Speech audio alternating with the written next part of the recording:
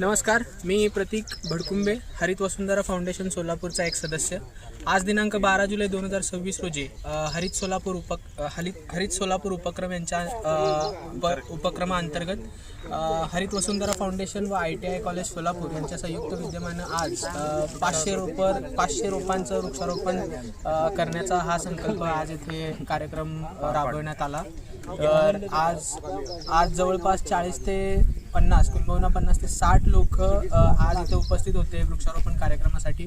सर्वांनी येऊन येथे जवळपास 500 रोपांची लागवड येथे केलेली आहे. या कार्यक्रमासाठी आम्हाला प्रमुख पाहुणे म्हणून सोलापूरच्या विद्यमान खासदार ज्योतिताई वाघमारे व तसेच संस्थेचे प्राचार्य मनोज सर बिडकर यांची उपस्थिती आज आम्हाला लाभली.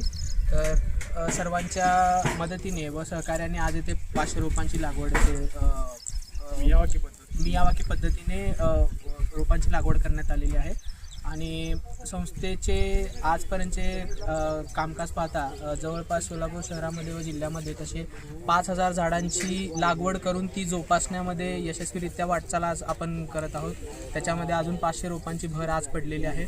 आणि आम्ही सर्व सोलापूरकरांना हे आवाहन करतो की तापमानवाढीच्या या समस्येवरती आपल्याला उपाय शोधण्यासाठी नुसतं वृक्षारोपण करणं हे एक उपाय नसून तुम्ही म्हणजे पारंपरिकदृष्ट्या पारंपरिक जीवनशैली आपण अवलंबणं फार गरजेचं आहे. ज्याच्यामध्ये प्लास्टिकचा वापर टाळणं, जास्तीत जास्त म्हणजे पर्यावरणपूरक साधनांचा वापर करणं, जसं की सायकल किंवा सार्वजनिक वाहतूक असेल त्यांचा समावेश करणं दैनंदिन जीवनामध्ये गरजेचं आहे.